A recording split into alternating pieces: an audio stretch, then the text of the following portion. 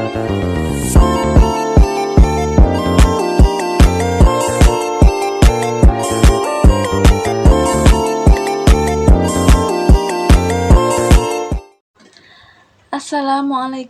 warahmatullahi wabarakatuh. Assalatu wassalamu ala asrafil anbiya'i wal mursalin wa ala alihi wa sahbihi ajmain. Amma ba'du. Ibu Kintan anu dipika hormat ku simkuring sareng sadaya rerencangan sadaya anu dipika cinta ku simkuring.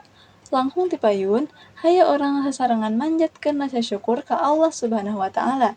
Kulantaran nikmat sareng hidayahna, urang sadaya tiasa ngumpul dina kasempatan ieu. Teu hilap sholawat sinareng salam mugia salamina dilungsurkeun ka junjungan urang sadaya Nabi Muhammad sallallahu alaihi wasallam, ka para kulawarga, para sahabatna, sareng ka urang sadaya salaku umatna dugi ka akhir zaman. Amin ya rabbal alamin. Dina kesempatan ieu simkuring bade ngadengikeun biantara singgat ngeunaan wajib belajar pendidikan dasar.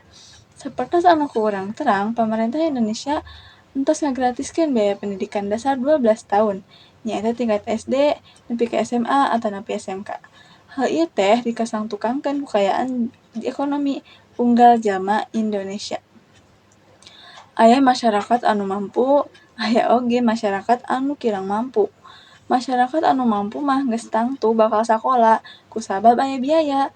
Iwal seueur pisan masyarakat Indonesia anu kirang mampu henteu tiasa sakola, kusabab teu aya biayana. Pamarentah hoyong sadaya masyarakat Indonesia menangkeun pendidikan anu layak, boh anu mampu, boh anu kirang mampu. Tujuan pangna pamarentah ngawajibkeun ka sadaya warga nagara teh sangkan warga nagarana palintar.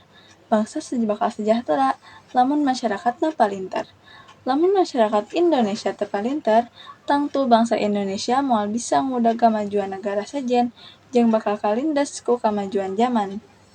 Diharepkeun dina diayakeunna program Wajar Dikdas 12 tahun, masyarakat Indonesia tiasa leuwih maju, utamina dina bidang pendidikan.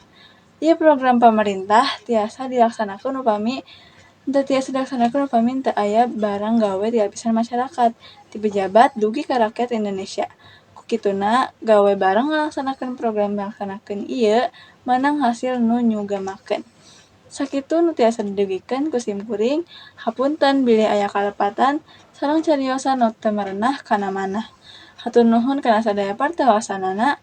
Akhirul kalam, wabillahi taufiq wal hidayah. Wassalamualaikum warahmatullahi wabarakatuh.